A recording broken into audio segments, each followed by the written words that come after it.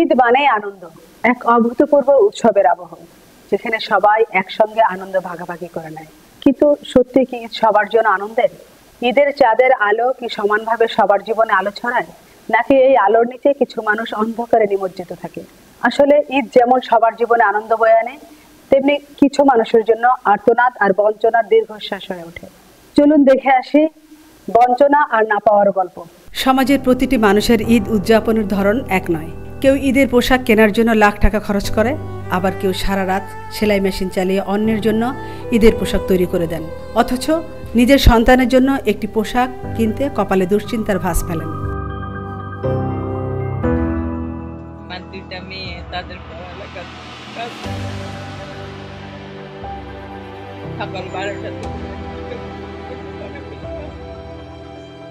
একদিকে বিশাল বিশাল শপিং মলের ঝলমলে আলোয় মানুষ হুমড়ি খেয়ে পড়ে ঈদের কেনাকাটায়, অন্যদিকে ফুটপাতের এক কোণে বসে থাকা অসহায় মা তার ছেলের জন্য একটা পুরনো পাঞ্জাবিও জোগাড় করতে পারেন না। কাঠফাটা রোদে রিকশার প্যাডেলে ঘাম ঝরানো বাবা ঘরে রেখে আসা অবুঝ সন্তানের নতুন কাপড় খুঁজে চলেছেন ফুটপাতের প্রতিটি দোকানে। তাহলে ঈদের আনন্দ কি সবার জন্য সমান?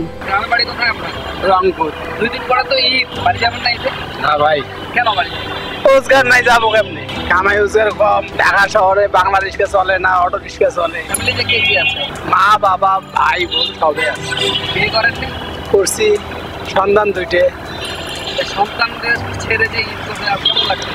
এখন কষ্ট লাগতেছে, কষ্ট হইলেও ওটা মানি নেওয়া লাগে, তাছাড়া বুদ্ধি নেই। দেশে যাওয়া যদি পরিস্থিতি যদি না থাকে যাবো কেমন? রোজগার নাই, এখন বাধ্য হিসেবে ঈদের পরে যাবো। নিশ্চয়ই না, বরং এই পার্থক্য আরও প্রকট করে তোলে ঈদের আনন্দ বেদনার ব্যবধান। এমন অনেক মানুষ আছেন যাদের জন্য ঈদ কেবল ক্যালেন্ডারের একটি দিন মাত্র। তাদের জীবনে ঈদের কোনো বিশেষত্ব নেই, কারণ তাদের প্রতিটি দিনই সংগ্রামের, প্রতিটি মুহূর্তই বেঁচে থাকার লড়াই। আমরা একজন দিনমজুরের কথাই বলি। রমজানের শেষ দিনেও তিনি ভাবছেন, কালকের দিনটায় যদি কোনো কাজে না পান, তাহলে পরিবারের জন্য খাবার জোগাড় করবেন কিভাবে। তার ছেলে মেয়ে হয়তো অপেক্ষায় আছে নতুন জামার। ঈদের বাড়ি যায় তো বর্তমান টিকিটের দাম বেশি, আর তবে অভাব সংসার, দেশে কোনো ইনকাম নাই। নিজের যে মানে একটা যে মানে পরিবেশ, অভাবী সংসার, সেই কারণে তো যেতে পারি। ছেলে এখনো ছোট, ছেলে ততটা ইনকাম করে না, বেশি একটা ইনকামের সোর্স এখনো পাইনি। মেয়েকে বিয়ে দিছি।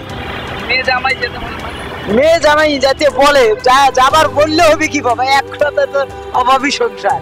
কিন্তু সেই বাবাই জানেন তাদের দুমুঠো ভাত তুলে দিতেই তার হিমশিম খেতে হয়। এদিকে রাস্তার শিশুরা, যাদের কোনো স্থায়ী ঠিকানা নেই, তারা ঈদের দিনেও হয়তো ফুটপাতে বসে হাত বাড়িয়ে থাকবে। তাদের কাছে ঈদ মানে কি? নতুন জামা? এবারের ব্যবসার প্রফিট দেখা যাচ্ছে যে আগের তুলনায় অনেকটা কম।